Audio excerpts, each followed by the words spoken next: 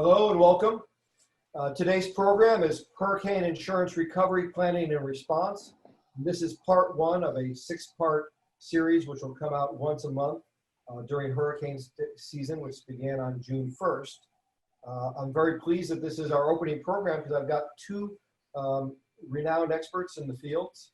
And we're going to start off with a little introduction of my co-panelists, Frank Russo and Joe Poliafico, and I'm Tracy Saxe. I'll come back and introduce myself before we get started. So Frank, let's start with you. Thanks, Tracy, and thanks for inviting me to this. My perspective today is going to be around how to adequately document and prepare and present hurricane claims. I've been doing that my whole career, starting back when I started in the industry back in 2001. And I've been through all the major disasters and hurricanes from then until now, ranging from Katrina to Hurricanes Irma, Maria, and Harvey, Superstorm Sandy. So, I'm happy to share my perspective on best case situations on presenting damages and how to work through the presentation of the claim with your insurance adjuster, his or her experts, and just the process itself overall. Thanks, Frank. Joe, you want to jump in? Thanks, Tracy. My name is Joe Poliafico. I'm the Vice President of Risk Management and Safety for Interstate Restoration. I've been in this business for 27 years, mostly in construction, and more recently now on the restoration side. So I have a unique perspective. I've been on the construction side, looking at hurricanes and the damage that they do from an insured standpoint. And now I'm on the other side, which we do a lot of work helping our clients get back up and running after they've had a traumatic weather event such as a hurricane. Thanks, Joe. Thanks, Frank and Joe, for being here. I'm Tracy Saxe. I'm from Saxe, Doernberger, and Vita, and I'm a policyholder insurance coverage lawyer. And I actually also lead our natural disaster recovery group at SDV. I've been practicing for, 37 years, doing insurance coverage for almost all of that, and always on behalf of policyholders. And we're pleased to present this series. And let's just jump right in and talk about hurricanes and essentially what's the best way to deal with it. I guess the first question I'm going to throw out there, and I'm going to actually ask to Joe to lead us off. Can you tell us, has the risk of natural disasters and hurricanes increased in recent years in frequency, size, and the cost of the losses? Getting more and more vicious. The intensity of these storms we're seeing globally have become more and more intense, to the tune of about 140 to 150 billion dollars annually globally across the world in losses, property losses. And out of that, there are an average of 30 to 41 billion dollar events worldwide. Of course, the U.S. leads all countries most years in losses when a hurricane, in our case, when hurricanes hit year over year. And the reason for that is we're becoming more coastal. There are more folks living closer to the coast. There's more investment in land and real estate closer to these coastlines. And folks are putting up, and I've seen it firsthand in Miami, for example, the boom of the condo industry, the boom of the commercial hotel industry. They're close to the coast, right? So if you're putting these multi-million-dollar pieces of property on the coast, they're to be the ones that are going to be most susceptible, thereby driving the cost of these events through the roof. Yeah. You want to add something to that? Yeah, absolutely, Tracy. And Joe, I couldn't agree with you more on just some of the statistics over the last 10, 15 years. It's obvious in any kind of study that you read, as you mentioned, it's not only the frequency of these hurricanes and whether or not what's the causation of that. I don't think any of us are scientists, but just from a statistical standpoint, there are more of these storms in the U.S. and the economic damages from each of these storms get greater and greater each year. So I know, for example, Munich Re does a study, and I think a statistic that I had seen that showed that over the past 30 years, like each year has been growing exponentially. For example, 2018 was the fourth costliest year in terms of natural disaster losses in the US, while 2017 was the second most expensive. So while it jumps around a bit, the last 3 or 4 years, by and large, irregardless of frequency, the cost for those hurricane events are massive, which again goes to your point about where people are living and the assets where that exist where hurricanes make contact. So that's only a trend that I think will continue going forward. All right, so let's kind of move forward a little bit, because we've got with us, of course, Joe is a risk management professional and also works for a restoration company. So he's kind of in here as a double threat, I suppose.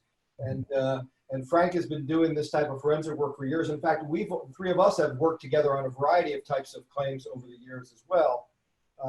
And that kind of brings up the next issue, which is, what do you do in preparation? So my first comment would be, the first thing you need to do is assemble that team typically before the hurricane hits. And that team probably has got to include your risk manager, probably your general counsel, possibly your CFO, your valuation experts like ProCor and Frank, coverage counsel, and your insurance broker, your restoration contractors lined up.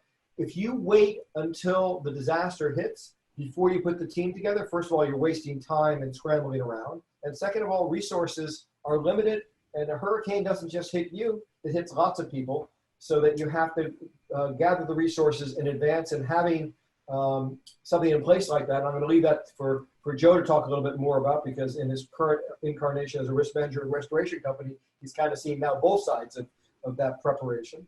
But also, from my perspective as a coverage lawyer, in advance of anything happening, you really need to take a look at the insurance program on an integrated basis, and sit down and talk to the operations folks, the risk management folks, and your insurance broker, and say, okay, what policies do we have in play here?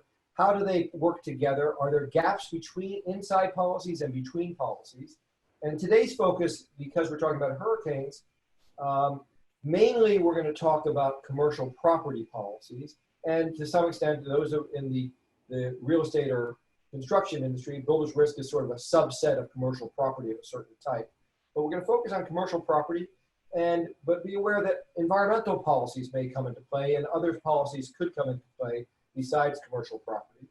And when we're talking about commercial property policies, we are going to be thinking about not just the insurance agreement, which we'll talk about a little bit more later, but also deductibles and sublimits and exclusions, and other issues that we're going to talk about a little bit more when we're putting the claim together, how to line those things up and be prepared for that. It's also really important when looking at the policies that there are two things that you may be able to do in advance that will be difficult to do after the disaster hits. One of which is to be able to require that you get to choose the adjustment team used by the insurance company if you negotiate that in your policy up front. This way you get a dedicated team that knows about your business, isn't wasting time having to learn about your business, and you keep that team in place for all disasters going forward. And the second part is, when you're going to choose your own team, your counterpart to that adjustment team to put your claim together, you want to have a provision in the policy that allows you to have those claim costs paid for out of that policy. And both of those things are achievable, and most good commercial property policies will have those included. So with that said, I turn over this part of the conversation to you, Frank, for your comments. I definitely agree with what you just laid out there, Tracy. The way we look at it, we'll refer to it as the pre-loss phase of disaster management in talking to our clients. You hit on a lot of the key parts. We really like to talk about how a business should become resilient, right? And there's a difference between being resilient, in my opinion, and being reactive. Resiliency has to do with, in the best examples of what we've seen our clients do, with past planning activities, not only just kind of going through the motions, but instilling that preparation to the fabric of their organization. So what do I mean by that? You know, a lot of times we'll talk to companies and small, medium, even the large companies in the world, and they'll say, yeah, well, we have a business continuity plan. And they'll show it to us, and, you know, they'll find out that, you know, Tom Smith in the Dallas operations no longer left. It's no longer the company, and he's left. And, you know, Tom is in charge of the Dallas recovery effort. So, you know, things like technology to be able to have more efficiency in business continuity services is critical in my experience. We always like to say that for those that have the printed copies, you know, the minute you hit print is the minute that plan is outdated. So you want to use technology to keep it active and keep it fresh. And we have companies that go through some of the things that you mentioned, Tracy, about pre-loss planning, where they'll take it to the level of gaming, if you will, or catastrophe gaming specific types of events that may affect their organization without giving notice to their teammates to see how the teammates react. Because even the best organizations with the best plans, you know, it can never be perfect. There's always a curveball thrown. So how would you react to those curveballs? And, you know, a couple other points I'll make. I know, you know, great companies like Interstate Restoration, where, you know, Joe works for, you want to lean on those experts that are constantly dealing with these disasters to find out what curveballs they face so that you can incorporate those into your own response planning. And then last, I would add a really critical point you made, Tracy, was around insurance adjusters and you're having them named in your policy. That's absolutely correct. And if you are able to have an adjuster named in your policy, you know, you should have a conversation with him or her before you have a loss, right? Get to know that person. And I would say incorporate that person into those business continuity planning sessions. So he or she knows that here's what we're going to do if we get a hurricane in, you know, say Houston. And they're kind of, again, built into that response strategy, which only can help, you know, the claims adjustment later on, which I know we'll talk about. So Joe, anything you want to pick up on that as pre-disaster planning? Yeah, I think there's a couple things, Tracy. I think you got to look at obviously you want to have a plan that incorporates all aspects of your business, right? You need to have your ops team involved, your maintenance folks, the folks that are on the ground. They have certain things that they need to be able to do prior to a loss. So those are tactical. It's like, you know, taking video evidence of your property prior to a loss, right? Having that documented. What did the property look like before there was an event? Even if you don't need it, I think that's really a good practice for any loss. But let's just say that, you know, a hurricane's potentially going to hit your area and it could cause some damage to your property. You want to take video evidence of that. You want to back up your computer data. You want to check your generators. You want to do these tactical things from a maintenance standpoint to make sure that your business does not get damaged. You know, removing simple debris or things that could get blown around and hit your building. Let's say you want to tighten that down.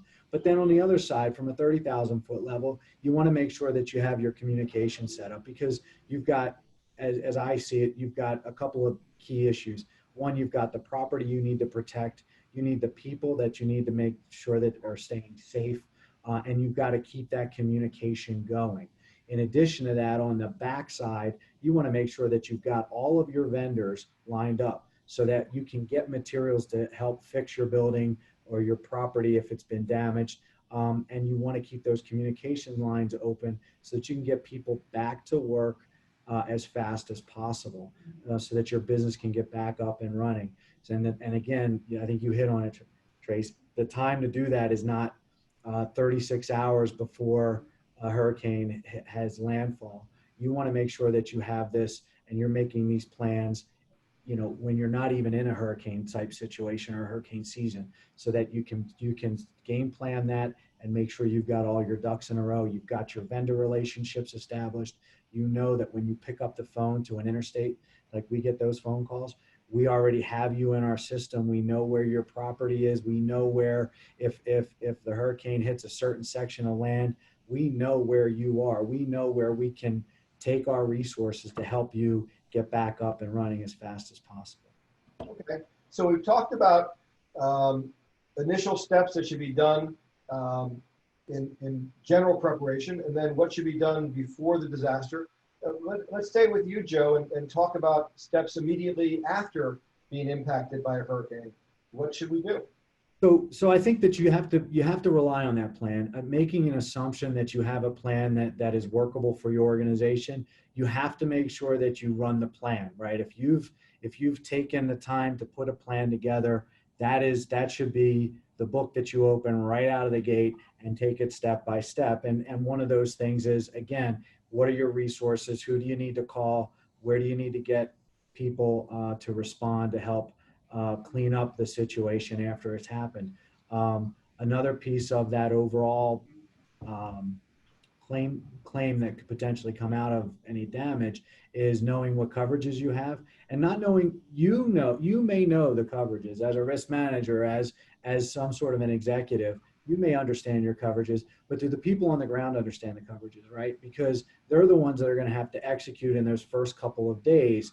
Number one, they're going to have to be able to understand and document the different types of damages, and you're going to have to then discern where does that fit within your policy. So those are all key issues, and you want to make sure that you know where your people are. Too many times, and we've seen it time and time again, people get displaced, people have evacuated. How quickly can you get people? You may not even have a situation where there was a lot of damage, but you can't get up and running because your people are 500 miles away because they've left town. So you need to constantly update your communication list, understand where your people are, and understand the resources that you have that can help you immediately following any kind of an event. Frank, you want to jump in there? Absolutely. Yeah, I would just echo Joe's comments about how one of the first things you should be doing is documenting all the damages. And it sometimes sounds a lot easier than it is to do, especially in a hurricane scenario where you may have multiple properties up and down the coast, if you will, impacted during multiple days. But it's important to document those damages as detailed as possible.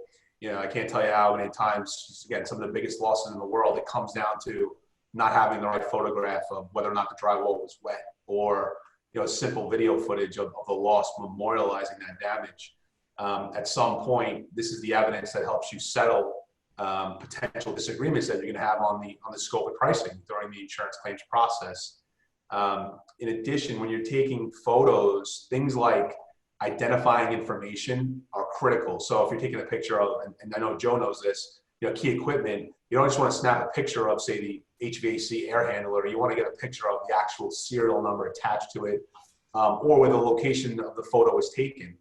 A lot of times we'll get involved and we'll see with clients who have all the right intentions, they'll give us a data dump of all their photos on a 80-story high-rise building. You have no idea where these pictures were taken. You know, what's the unit number? Where was the photo taken? You want to be specific as possible. And again, I'll just go back to an earlier point. I mean, it's critical to leverage technology. A lot of times now we're seeing drone footage of lost sites. You know, back in the day, we could not maybe get aerial views of roof damage, but through the use of drone technology, you can see the damage. It's become more frequent. Immersive 3D video footage is really cool in my opinion. It's where you can take a kind of a 3D view of a lost site, and it's in the can, and you can always revisit and basically walk that property via a computer or an internet connection for the entirety of, as long as that video exists. So, you know, use technology. The second point I'll make too, it's your responsibility as the policyholder to mitigate the loss. So after you've memorialized the damages, you know, focus on those decisions that get your business up and running as quickly as possible. Sometimes there's confusion. I'll get the question on, do we wait to act to mitigate before the adjusters visited the site for the first time? You know, what I'll usually say there is, well, you don't need to ask permission from your adjuster to act. It does help to keep them, him or her, in the loop as you make those decisions. But you have to act. You have to act as a prudent business person who is just trying to make the right decision. And I've always thought that those prudent business decisions, whether approved or not by insurers, always get looked at favorably because it's just about being reasonable. And the last point I'll make too is just around the insurance adjuster's first site visit. You know, with the hurricane situation, it's even more important because more often than not, it's an area-wide disaster with massive spread of damages, like Joe touched upon. So your insurance adjuster is going to visit your site, and he or she's probably going to visit another 15 sites that day. It's important to be there, to have somebody that has knowledge to be there for that first site visit. And I would always say say the risk manager to be there in person if possible. It sets the right tone on the working relationship for the entire adjustment process. And you can walk the adjuster through what you believe your worst case scenario is, and explain your business case, explain your timeline and plan for recovery and how you're going to take the process forward. It's crucial for a number of different reasons from a relation standpoint, in my opinion, but also just to have the adjuster see the worst case scenario so a proper insurance loss reserve is set for that particular claim. And if I could add something there as well to piggyback on you, Frank, that adjuster may not get there for a week or two. So that documentation becomes critical because you may not be able to wait for a week or two to start repairs. So if they get there a week or two and you've already made repairs, you've got to have that documentation tick, tack, and tied and documented very well so that you can show that adjuster what the situation was like right after the event. Absolutely, Joe. I used an example after Hurricane Katrina where you have two different decisions that were made for similar losses. One waited for the adjuster to come 3 or 4 weeks after the first damages were revealed, and the property incurred such additional significant damages. Mold grew, and then the policy implications came into play. There wasn't enough mold coverage. I know Tracy's probably thinking about how he would have attacked that. But then you have the other similar example where the insured acted responsibly and just tried to mitigate their loss and removed the wet drywall before the adjuster got there 3 weeks later and documented it appropriately, and the claim went much smoother. So you're absolutely correct in that comment. So did we cover really what should be done immediately after, and also how we set a solid foundation after the loss occurs? Anything to add to that before? Because otherwise I'm going to move into talking a little bit about the coverages themselves and how you guys fit into the issues regarding the actual coverage. But I'm going to focus, I mentioned environmental, but I'm going to focus today really on commercial property. And just as a starting place, the idea is, as I mentioned earlier, commercial property is a first-party coverage. So in the geography of insurance, you divide the world into third-party liability and first-party coverage. We're in the first-party coverage part of the universe, and within that, essentially, we're talking about your own losses being covered, and those losses can include your own property damage that needs to be repaired, and also your business interruption, which can become a critical part of this. And I know that both of my co-panelists here have worked together on a number of cases that involve both property damage and business interruption.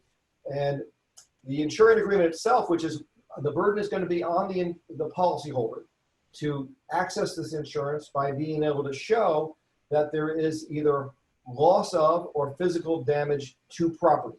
Now, that's usually not that big an issue when it comes to a hurricane because the physical damage should be obvious. That might be more difficult. We're sitting here now in the midst of a pandemic, and that might be a different issue there. But here, this is pretty straightforward. There is one other aspect that almost precedes the insurance agreement, and that's what's sometimes referred to as a sue and labor provision. And so we should be aware that there is coverage to prepare for the hurricane, boarding up, doing whatever might be necessary in order to limit the damages that occur. And it should be understood, this is not just something that is covered by the policy. It's actually required that the policyholder take reasonable steps to avoid imminent loss to the property.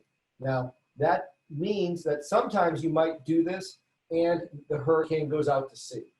Nonetheless, it's covered as long as your steps were reasonable and it was reasonably imminent. Regardless of whether the hurricane ever hits, your insurance company is required to pay for that sewer labor, and you're required to undertake those steps. So I'm going to start there, and I kind of want to turn over to Frank because we've all worked together on what Frank does so well, which is to bucket these claims. Talk about what that means and why you do that.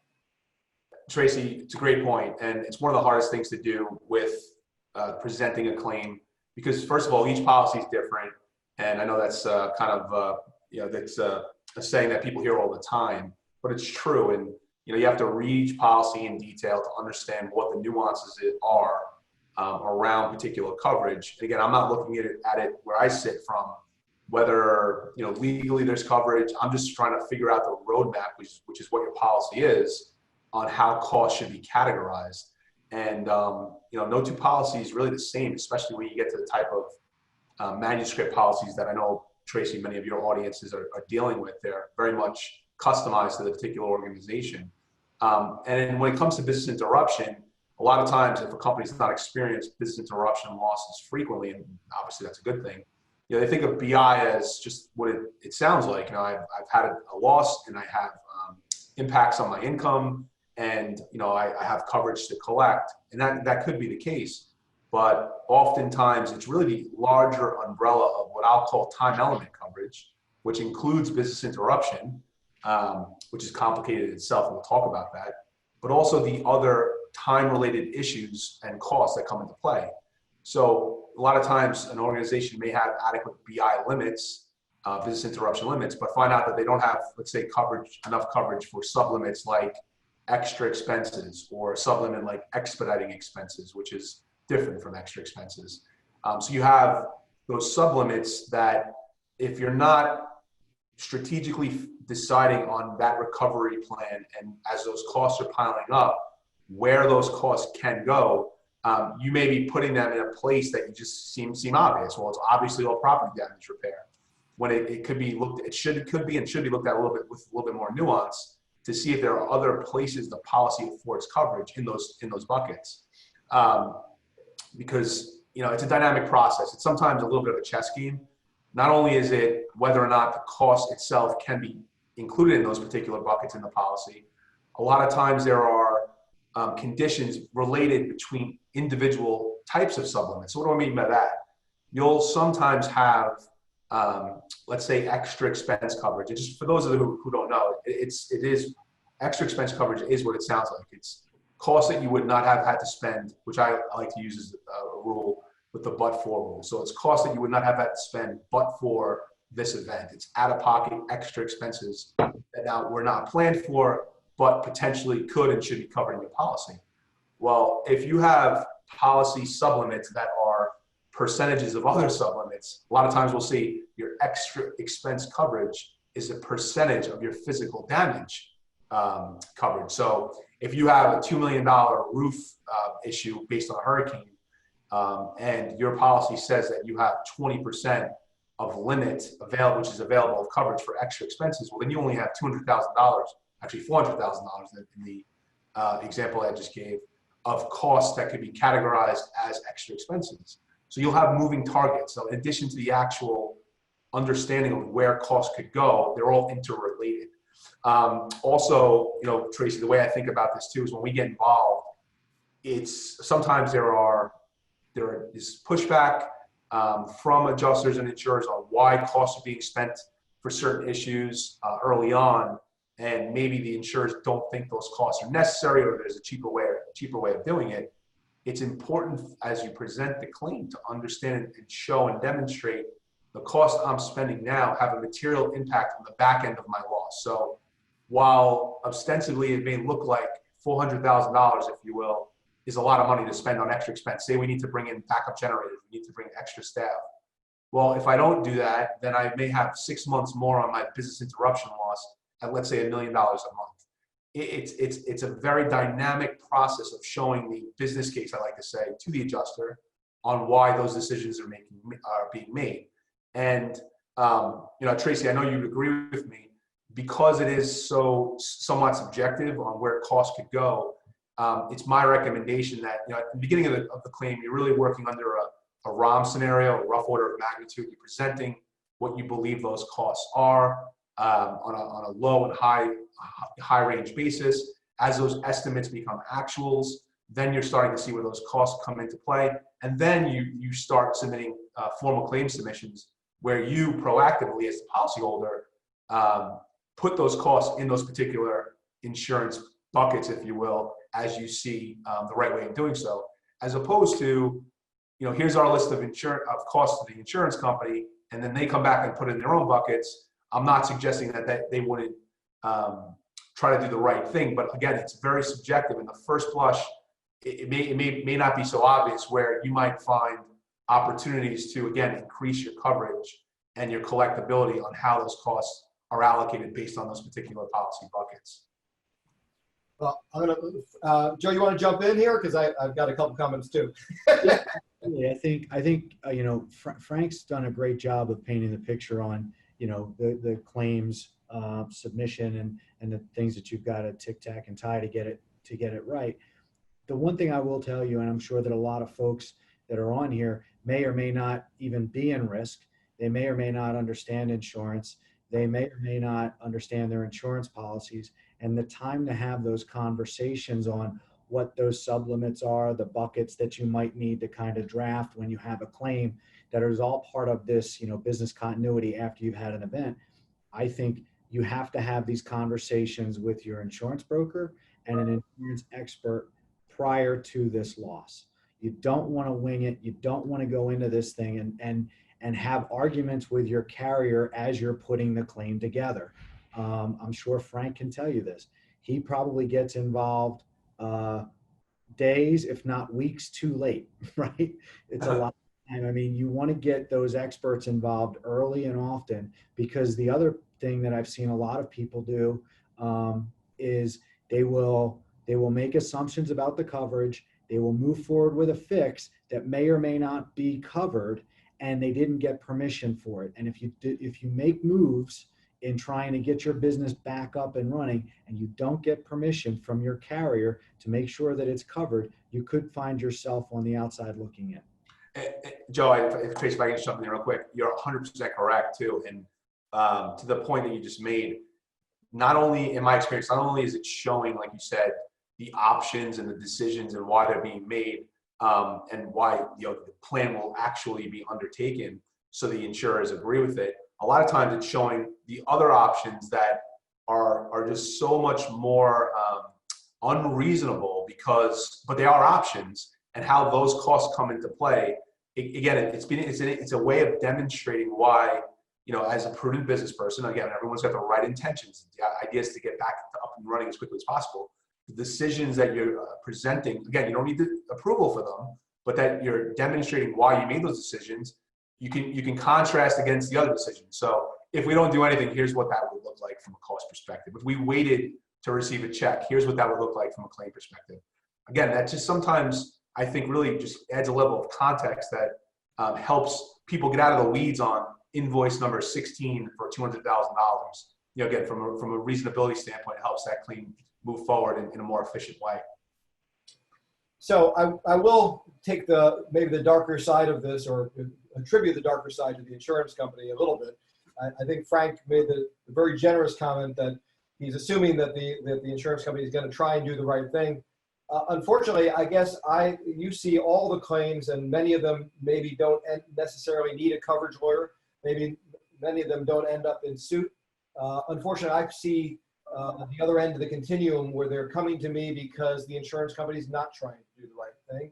And this comes down to, you need to be careful that you're not handing them ammunition to use against you. Joe mentioned the issue about notice and essentially going ahead and doing work without having told them about it. This is it's sort of the other side of notice, which is voluntary payments. Both of those can be a problem for you. You can forfeit your coverage if you're not properly giving notice. If you're making payments and fixing things without communication with the insurance company, it can be considered a voluntary payment and therefore not covered.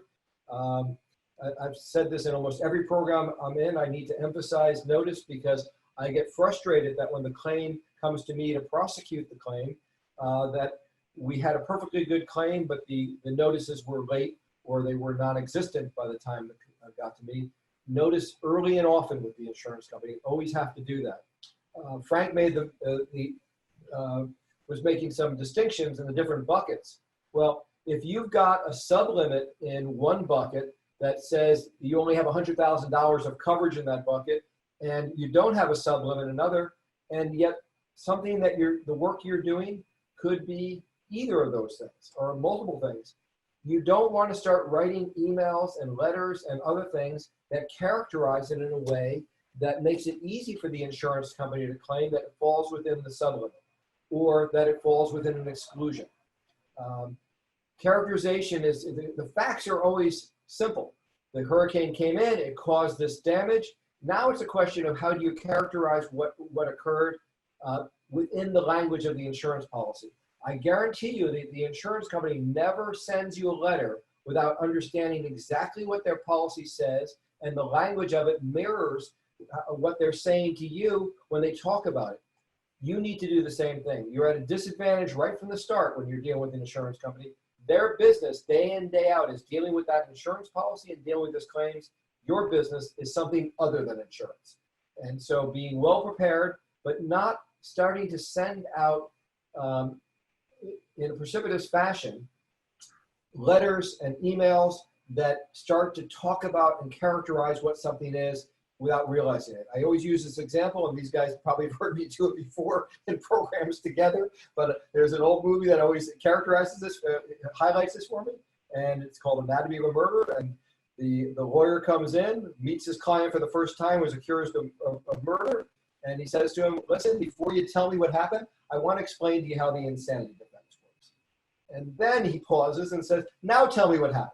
And you can guarantee that there's a more educated response that mirrors the language that might be appropriate for his defense in there. The insurance company does that day in, day out.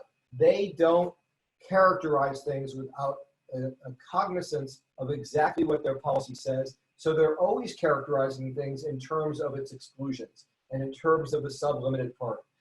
If you go in there without the same ammunition, you're going to lose that battle when you shouldn't. So all of that being said, I do not always believe, although I think there are a lot of good people in the insurance industry who do a very good job of adjusting claims, but when the benefit of the doubt, I don't see going to the policyholder on a regular basis.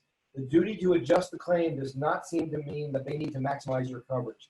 If that were the case, I wouldn't need Frank's help, and you wouldn't need my help, and you wouldn't need a whole team of people who would help prepare these claims in a way that maximizes your recovery. So having said that, I'm going to kind of kick it back to Joe and say, Joe, is there something we're missing that maybe from your perspective as a risk manager that essentially how you help manage getting through these type of hurricane things? Are we catching most of it here? Yeah, I think so. I think so, Tracy. I think that you have to know what you don't know. And everybody thinks because we all buy insurance as individuals, we all have homeowners insurance, we all have auto insurance, we all buy insurance.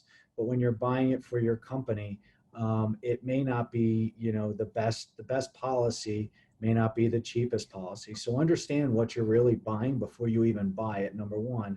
And number two, use your brokers. And if you have access to somebody like Tracy that can take a look at some of the coverage forms before you even buy some of these policies, that's a worthwhile investment. It's a small amount of money that you can do to have peace of mind and understand the policies as you think that you're purchasing. Because a lot of times, and I've had this challenge a lot internally when I've worked for large contractors, you're the one that understands insurance the best, not necessarily maybe the CFO or even the president or the owner. So you have to do two things. One, you have to understand it, but then you have to understand it enough so that you can explain it to the people above you, but then also, again, educate the people on the ground, because they are be the first ones that are going to be responding to any kind of loss. So educating above and below your status, wherever that might be in your organizational chart, is very important. And understanding exactly what you're buying and understand not only from a coverage standpoint, is it going to be covered, but once you think that it is covered, do I have adequate limits? Because things can get really expensive really fast. So Frank, I'm going to kick it back to you at this point. You've talked a little bit already and touched upon documenting the claim, which is really, you guys do a great job with this, but kind of take us forward on that issue in best practices for documenting the claim. Absolutely. And I just want to kind of continue the thought that Joe just ended with around what I'll summarize as the risk manager owning the loss. That's a term we like to use, where you do need experts, you do need people like Tracy and others to help drive the process. But if the risk manager, in my experience, is not kind of leading the charge, holding people accountable, the deadlines, the milestones, and kind of just at least driving the process, that's where projects become go a little sideways.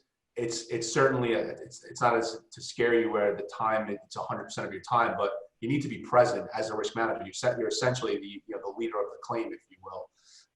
And in my experience, Tracy, on the insurer side, in any complex claim or big dollar claim, the ones that I've dealt with, it's not always rainbows and sunshine, but I think insurers want to reimburse an organization for costs that it's owed in the policy, but it needs adequate layers of data for verification to do so. And that's really where the challenge lies.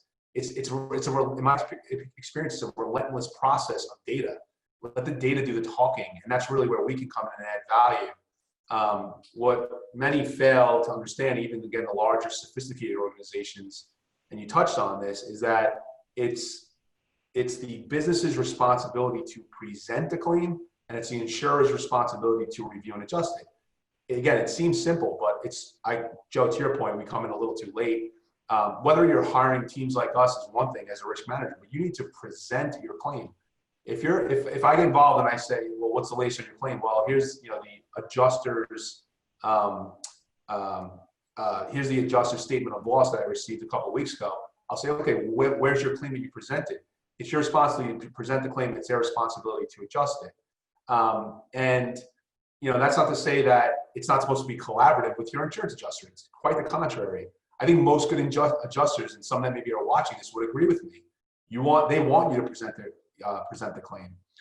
They want to be involved in the decisions and the conversations, but they want you to control, as a risk manager and the policyholder, they want you to control and lead that process. It's your claim to make. The word claim, you're claiming something. To make an effective claim too, it's about the documentation, it's about the specificity.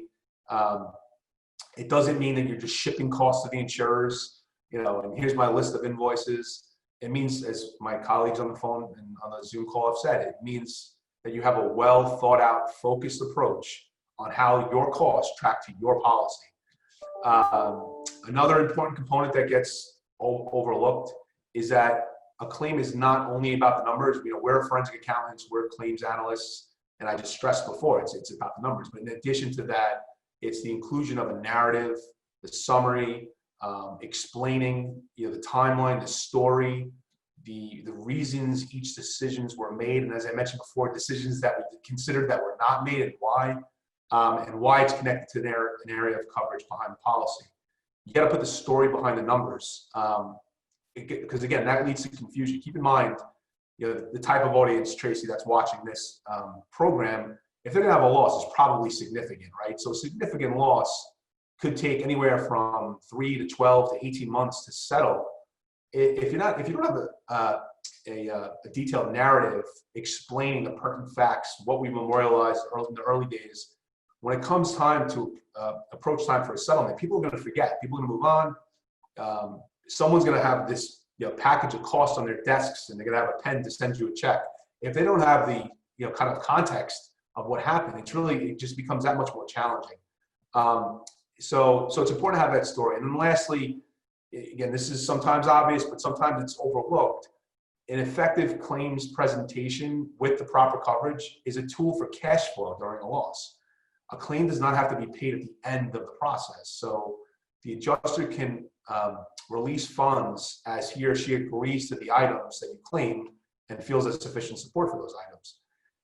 As you prove the damages through the adjustment process, ask for partial payments.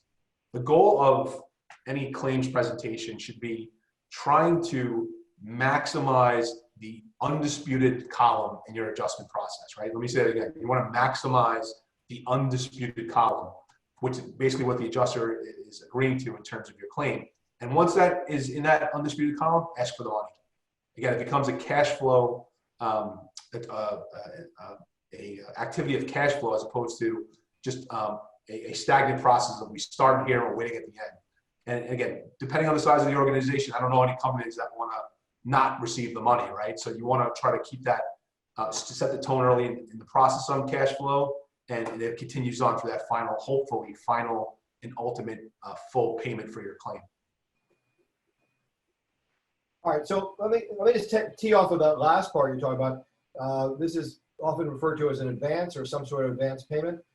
One of the reasons I like to see requests for advance early and often as well is because sometimes you don't know whether or not you've hit an obstacle to actually getting to coverage. You're sitting there, you're documenting your claim, you're putting everything together, you clearly feel like you've got property damage, you've got business interruption, and it's often until you actually submit your request for the first advance, might be the first time you hear, oh, by the way, this is all excluded. There's no coverage here whatsoever. If you're going to find that out, you might as well find that out early, start to address whatever those issues are. And if you're going to have to be in suit, there's no point in waiting a year, then starting suit, because that's a wasted year. So that you're going to have to, you should push early to find out where you really stand by always asking for an advance. First of all, for cash flow, but also to know whether or not you're headed in a different path. So let's talk about the type of things that will be an obstacle to getting the coverage you need if roadblocks are thrown up. I really want to focus on three particular things that are the most common, but there are 1,000 different things that could happen here. One of the issues that always seems to be common, at least in hurricane situations, is what is a concurrent causation problem. In other words, there might not be that the only thing that caused the loss was water or rain. Maybe it was wind. Maybe it was wind and rain combined, or maybe the underlying condition of the of your property contributed as well, and that'll turn into kind of a mixed issue. So you've got the concurrent causation issue combined with something that might be excluded. So that, let's say that water or rain is actually covered, but wind, maybe it's not excluded, but maybe it's got a percentage deductible, which is not uncommon to have a wind deductible that is based on a percentage deductible. Sometimes the percentage is high enough that if it's purely a wind claim, you're not going to get paid at all. So the classic concurrent causation problem is that the rain alone would have gone straight down and not gone into the building that caused damage. The wind alone would have been dry and would not have gone water into the building. It's a combination of wind and rain. And so the question is, if it was one or the other, it's covered or not covered, now it's combined. So you do, in the process of buying your policy, you have to look for what are called anti-concurrent provisions. Anti-concurrent provisions hurt the policyholder because without them, you might have coverage if only one of the things is covered that combines to cause the problem. And there are, the law in different states on concurrent causation changes. And so that it may not be the location of your property that dictates what law applies. If you're in one state and the insurance company's in another state and the damaged property is in a third state, and you're able to bring suit in someplace else, it's the choice of law rules of a particular jurisdiction that determine whose law applies, and the outcome could be totally different on concurrent causation. California, for instance, follows what I refer to as the policyholder rule, meaning that if either one of them is covered, as long as there's no anti-concurrent clause, then you're going to have coverage. Other states follow what they call either the dominant efficient clause or other terms like that, which essentially says whichever is the most important in the chain. Now that's a tricky one. That may come down to what the judge thinks is the most important under the circumstances. It also may come down to the evidence that you created in sending those early letters that I, a couple minutes ago, told you not to send, that started to characterize what the cause of it is without knowing which one was the excluded cause and which one was the ones that are covered causes. That being said, you're also going to have the issue that sometimes you have exclusions for faulty workmanship or faulty maintenance or faulty design, so that maybe the roof collapsed because of the hurricane, but also maybe that roof wasn't in good shape to begin with. It wasn't properly maintained. It was badly designed. It was badly there was bad workmanship to it. Characterizing and starting to send letters to your maintenance folks and your contractors complaining about their bad work may feed right into the exclusion that the insurance company is interested in. In my view, you should always go with first party, no liability type of coverage that is under a commercial property policy before you start to fight the liability issues. Of course, if there are liability issues, they may have liability coverage, or if you're the one responsible, you may have liability coverage that'll cover that. But first party coverage should pay first and let them subrogate and make claims against others. If the contractor did something wrong, get your insurance company to pay. Let them be the ones who pay for the litigation to recover the money against someone else. That's the way subrogation is supposed to work. The other thing we haven't touched much on so far, and it seems to me for my practice, it's the biggest area, and that is the business interruption losses and the difficulties in putting the proof together of what your business interruption is. You can't do it without experts like ProCor and others who come in and can document where you should have been and how much money you would have made but for this particular disaster. And then there are other issues that might be that there are exclusions that are going to play in specifically for business interruptions. Sometimes I see, unfortunately, some of these exclusions misused. There will be exclusions for delay. And well, if the delay is caused by the hurricane in whatever is going on in your particular business, that should be covered. That exclusion is often used to say that when delay results from the hurricane, that the delay exclusion excludes it. It doesn't say that. What it says is losses caused by delay, not when delay is caused by the loss. If you've got a covered cause of loss that results in delay, that's not excluded. It's only when the delay itself occurs and there was no hurricane or no other covered cause of loss. But I found that in the last, and you guys can comment whether you've seen the same thing, it feels to me like in the last few years, I see more cases where the insurance companies take a very hard line. Even when they're going to pay for the repair damage due to the hurricane, they don't want to seem to pay for any actual loss that is from business interruption. They come in with a series of experts who seem to say that despite all these bad things that happened, you really didn't have any loss of profit whatsoever in your business. And so you need to be prepared with a baseline that shows where you would have been, makes it a lot easier going forward. So I'm gonna kick this back to Frank before we kind of close out, and Joe give you some last comments. But I particularly think that you must see that quite a bit too, Frank. Am I right? 100%, Tracy, and you kind of hit it on at the end. Business interruption really, at its simplest form, is being able to demonstrate what the plan was before the event happened, right? What were we going to do before the hurricane hit? You know, what did our financial projections tell us? What did our budgets tell us? What did our trends tell us? And then you have to compare that to what actually happened, which is probably the easiest part, right? What actually happened? We know we lost half our customer base. We know that it took 6 weeks to reopen, things like that. Not saying it's easy, but it's the easier of the three components. The third component is, what would we have done, right? So we had our plan on what we thought we would do. We had the storm that affected our business. What would we have done but for that event? So business interruption calculations are mathematical, but they're really subjective in the sense of you could have 10 different accountants, 10 different CPAs come up with 10 different calculations based on different projections. To your point too, on the insurer side, a lot of times I've seen the policies talk about kind of changing markets following a disaster, and whether or not, again, I'm not an attorney, but because the hurricane caused such a huge disruption to the region where my business operates, should my business suffer from that change in market condition? Half the population's gone, so I don't have potential customers. Is that something that I bear as the policyholder, depending on what my language says? So all that has to be considered.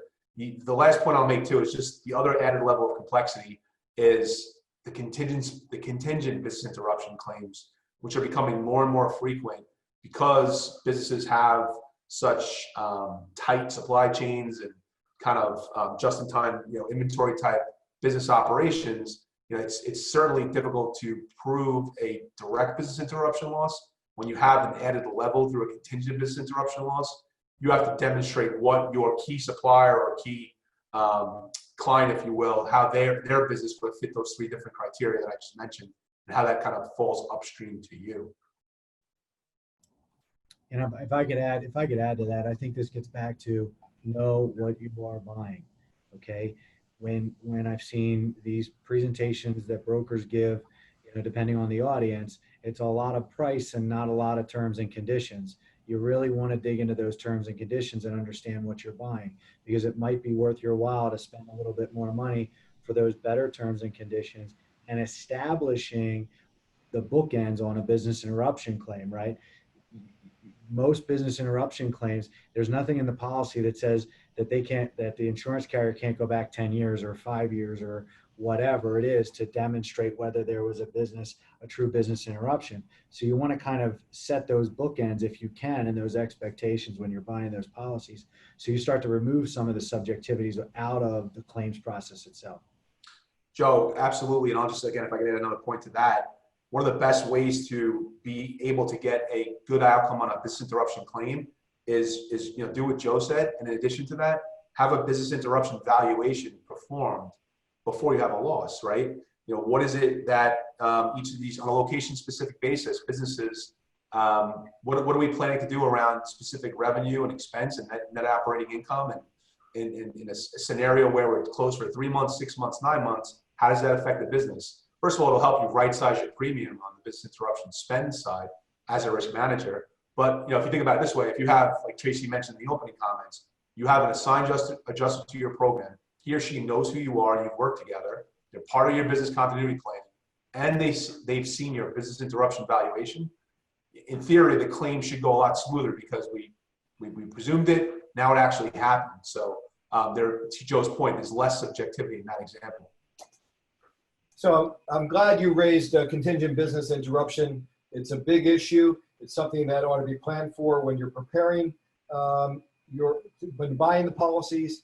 And I think that we didn't really even get a chance to touch on ingress and egress and civil authority, which can all come up. We've seen these with the Japanese tsunami. We've seen that with the Superstorm Sandy, and a lot of these other claims that came up. I'm thinking back to Hurricane Katrina and others. We won't spend more time today, but I just want to highlight that these other coverages for contingent business interruption, ingress, egress, and civil authority should always be looked at independently, and also when preparing your business interruption valuations.